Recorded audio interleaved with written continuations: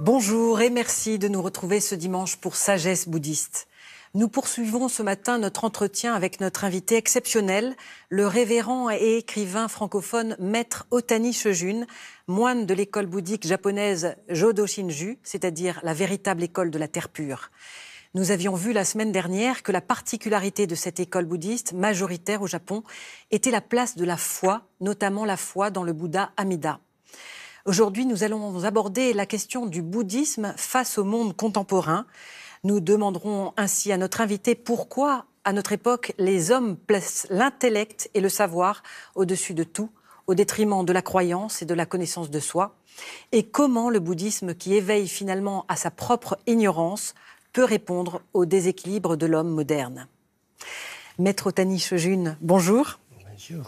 Merci de répondre à nouveau à nos questions ce dimanche. Alors, je rappelle que vous avez pour ascendant Shinran, que nous voyons ici. C'est ça. Un rouleau que vous avez apporté du Japon. Donc, Shinran, comme Rennyo, sont les fondateurs de la véritable école de la terre pure, tradition où les moines peuvent se marier. Vous êtes maître du temple Honganji, le siège central de l'école Jodo Shinju, et vous œuvrez pour la promotion du japonisme. Et puis, vous êtes aussi écrivain, bilingue, pourrait-on dire, puisque vous écrivez en japonais et aussi en français, étant diplômé des universités de Tokyo et de la Sorbonne, ce qui vous permet de faire des liens entre les deux pays et notamment de faire des comparaisons dans vos recherches et vos essais. Alors, vous faites un constat, Maître Otani, le constat selon lequel l'homme, aujourd'hui, n'est plus que intellect. On a mis trop d'importance sur l'intellect. Ça a provoqué une boulimie du savoir et ça entraîne aussi la boulimie de l'information. Et finalement, cette boulimie du savoir, c'est au détriment d'autre chose, au détriment des sentiments, de la volonté. Oui, on dit que l'intellect, les sentiments, la volonté font trois éléments constitutifs de l'esprit humain. Et depuis le mouvement de l'humanisme, on tend à ces deux sentiments et la volonté laisser de côté et on fait seulement à faire confiance à l'intellect humain. Selon vous, Maître Otani, pourquoi l'homme contemporain pense-t-il qu'il ne croit plus en rien ? Parce que, avec la raison humaine, on peut tout faire. Oui. Et on peut tout savoir. Quand on sait tout, on n'a plus besoin de croire quoi que ce soit. N'est-ce pas ? Est-ce que vous pensez ce constat... Vous n'êtes pas d'accord avec... Si, je suis d'accord. Ce constat, est-ce que vous le faites, vous qui connaissez à la fois l'Occident et l'Orient, le Japon notamment, vous pensez que le constat est le même ? Oui. La manière de penser occidentale s'est répandue dans le monde entier depuis des siècles. Et puis aujourd'hui, les échanges sont très fréquents entre tous les pays du monde. Alors le constat est même dans le monde entier. Selon vous, Maître Otani, comment faut-il faire justement pour remédier à cette suprématie de l'intellect ? Comment faire revenir l'homme finalement à ses autres facultés ? Oui, c'est justement retrouver l'équilibre entre ces trois éléments constitutifs de l'esprit humain, c'est-à-dire l'intellect, les sentiments et la volonté. Et par où commencer ? C'est certainement, il faut commencer par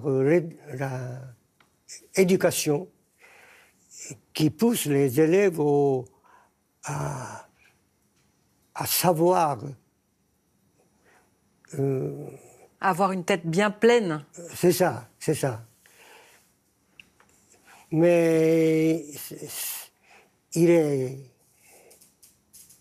pas possible le jour au lendemain, puisque cette tendance à poursuivre le savoir, et ça dure depuis des siècles. Alors, l'une des prédications de Regnault, l'un des fondateurs de la véritable école de la terre pure, dit que finalement, plutôt que de chercher à tout savoir, il faudrait plutôt revenir sur ce qu'on sait déjà et se questionner soi-même. Et vous, Maître Ottani, vous rapprochez Regnault de la célèbre phrase de Socrate qui dit « Tout ce que je sais, c'est que je ne sais rien ». Oui, c'est ça. Oui, Regnault a nous recommandé de questionner ce que l'homme sait. Et il apprécie moins de questionner ce que l'homme ne sait pas. Alors, c'est-à-dire questionner les évidences. Et ça, justement, ça amène au Socrate, comme vous avez dit. Connais-toi toi-même. On croit se connaître, mais au fond, on ne connaît pas soi-même. Cette recommandation de Regnault, ça, maintenant, nous devons suivre, je crois que équilibrer entre l'effort de tout savoir et aussi essayer de se connaître, essayer de questionner les évidences. Oui. S'éveiller à sa propre ignorance, finalement, c'est ce à quoi incite le bouddhisme, oui. S'éveiller à sa propre ignorance, et finalement, c'est se faire prendre conscience de son impuissance. Oui, c'est tout à fait Socrate. Il faut savoir que l'homme ne connaît rien. Et puisque l'homme ne connaît rien, on a besoin de croire enfin pour nous c'est Bouddha, et pour vous peut-être Dieu. Avoir conscience de sa propre impuissance, c'est finalement reconnaître peut-être dans le bouddhisme de la véritable école de la terre pure, c'est inciter à avoir une foi en une force extérieure. C'est ça. Comme je vous ai parlé de Shinran la semaine dernière, il a compris qu'il ne pouvait pas suivre tout à fait jusqu'au fond l'enseignement du Bouddha Shakyamuni et d'attendre un réveil. Et il a vraiment senti, il a compris de son ignorance. L'homme est un être très, très faible, oui, très ignorant. On dit que l'homme a beaucoup de force, mais en fait, la force, l'homme n'a pas la force du tout. Il faut abandonner sa propre force et de compter uniquement à la force extérieure, c'est la force du Bouddha Amitabha. puisque on ne peut pas. On se croit, on croit aujourd'hui, on a tout connu, on sait maintenant tout, mais au fond, l'homme ne peut pas savoir ce qui arrivera une minute après. Alors pour le futur, l'homme est tout à fait incapable et ignorant. Alors la force extérieure, c'est peut-être aussi la force qui vient de l'avenir. Maître Ottani, qu'est-ce qui manque à l'homme moderne pour qu'il soit heureux? L'homme d'aujourd'hui a besoin de l'amour. Mais la raison, quelquefois, exclut l'amour, n'est-ce pas? C'est pour ça, à cause de ça, l'homme moderne est... Je pense, je sens qu'ils sont solitaires.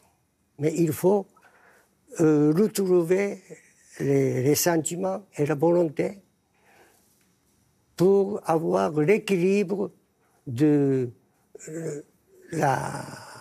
l'esprit.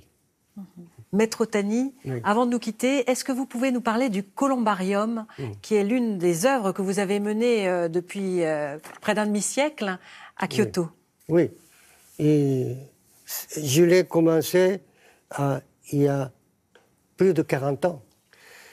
Et au Japon, mais partout ailleurs, je pense qu'il n'y a pas assez de place pour les tombeaux, qu'on a pensé à mettre les cendres. Mais chez nous, c'est les os qu'on met. Alors, on met ces os, des ancêtres, des pères et des mères, dans un bâtiment, dans un building. Et c'est devenu le plus grand columbarium au monde? Oui. Alors, on a augmenté maintenant à presque 30 000 unités. Donc, c'est le plus grand du monde. Ce sera le mot de la fin. Merci beaucoup, Maître Ottani, d'avoir répondu à nos questions aujourd'hui. Merci. C'est à présent le moment de vous suggérer quelques livres en rapport avec l'émission. Tout d'abord, Le bouddhisme face au monde contemporain d'Ottani Shojun, édition Les Indes savantes. Cet ouvrage récent, très argumenté, a servi de support à notre émission. On y comprend l'impasse de la voie uniquement intellectuelle, si chère à notre monde moderne, en regard des réponses qu'apporte le bouddhisme, avec l'expérience et la saveur de la foi. Les problèmes de la foi et de la pratique chez Regnault à travers ses lettres, par Ottani Shojun, également édition Maisonneuve et la Rose. Au XVe siècle, le moine Regnault écrivit des Ofumi, des centaines de lettres pour faire comprendre au plus grand nombre la doctrine du bouddhisme Jodo Shinju. Ce sont ces écrits, étudiés ici par Ottani Shojun dans sa thèse de doctorat, qui contribuèrent à implanter durablement cette école bouddhiste au Japon. Terre pure, zen et autorité par Jérôme Ducor, publié par le Collège de France. Ce livre aborde la dispute de l'ère Jo qui eut lieu au XVIIe siècle à propos de l'interprétation que l'école de la Terre pure faisait du Bouddha Amida par rapport à celle de l'école zen. L'émission touche à sa fin. Vous pouvez la revoir toute la semaine sur le site de France Télévisions, francetv.fr. Merci de nous avoir suivis et très bon dimanche.